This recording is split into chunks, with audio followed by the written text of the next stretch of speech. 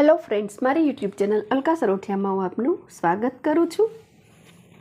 आज આપણે બનાવીશું કાચી કેરી અને મરચાંનું તીખું તમતમતું ઇન્સ્ટન્ટ અથાણું।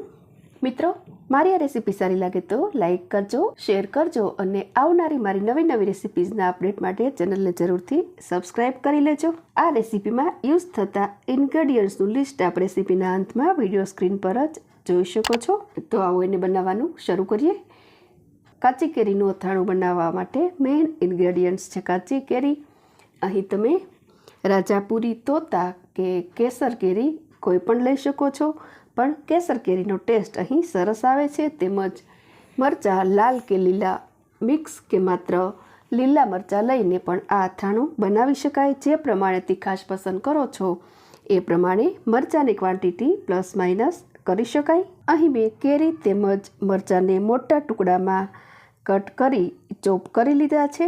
કેરીને છાલ સાથે જ યુઝ કરવાની છે। કેરી તેમજ મરચાંને મોટા બાઉલમાં લઈ લઉં છું અને સારી રીતે મિક્સ કરીશું। હવે આ અથાણાની જાન એવો મસાલો બનાવીને તૈયાર કરીશું। અહીં આપણે થોડો કાઠિયાવાડી સ્વાદ આપીશું। મસાલો સરસ ટેસ્ટી બને અને અથાણું સારું રહે એ માટે આ મસાલાને હળવા એવા ડ્રાય રોસ્ટ કરીશું। તે માટે મેં એક પેન પ્રીહીટ કરી લીધી છે। તેમાં સૌ પ્રથમ 1 ટીસ્પૂન જેટલી વરિયાળીને હળવી એવી રોસ્ટ કરીશું। હલકી શેકાતા જ એને હું એક વાસણમાં લઈ લઉં છું। સેમ પેનમાં જ એડ કરું છું 2 મોટી ચમચી અને 1/8 કપ જેટલા મેથીના કુરિયા। મેથીના કુરિયાને થોડા વધુ શેકે તો એનો ટેસ્ટ સરસ આવતો હોય છે, માટે મેં પહેલાં લીધા છે।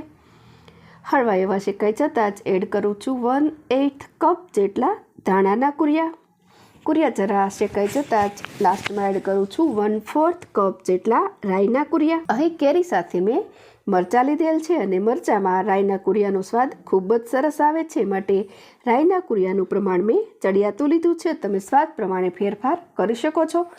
બધું જ હળવું એવું શેકી આને એક પ્લેટમાં લઈ લઉં છું। હવે એક વાસણમાં 150 ml જેટલું તેલ લીધું છે।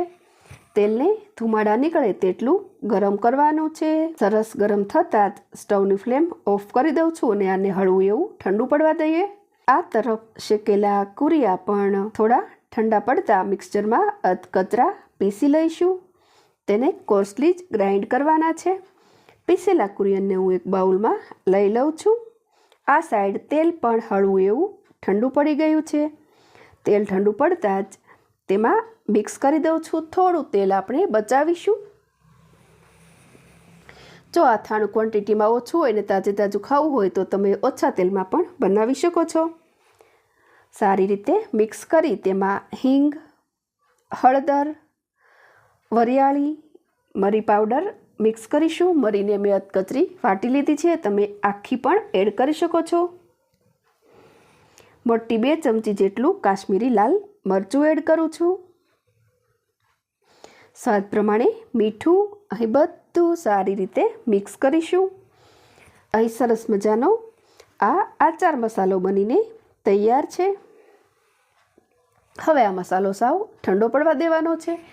સાવ ઠંડુ પડતાં જ તેમાં ચોપ કરેલા કેરી અને મરચાં એડ કરવાના છે। કેરી અને મરચાં એડ કરવાની બિલકુલ ઉતાવળ નથી કરવાની। સાવ ઠંડુ પડી ગયા બાદ જ બધું મિક્સ કરી લેવાનું છે।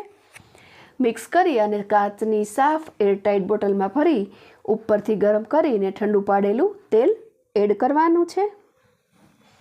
તો મિત્રો, અહીં સરસ મજાનું ટેસ્ટી અને તીખું તમતમતું કાચી કેરી અને મરચાંનું અથાણું બનીને તૈયાર છે।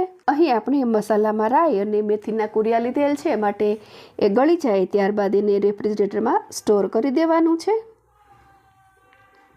તો મિત્રો, તમે પણ આ રીતે બનાવજો કાચી કેરી અને મરચાંનું ઇન્સ્ટન્ટ અથાણું। આઈ હોપ આ અથાણું બનાવવાની મારી રેસીપી આપ સૌને ખૂબ જ પસંદ પડશે। રેસીપી સારી લાગે તો લાઇક, શેર, સબસ્ક્રાઈબ જરૂરથી કરજો। એક નવી રેસીપી સાથે ફરી મળીશું। Thank you for watching.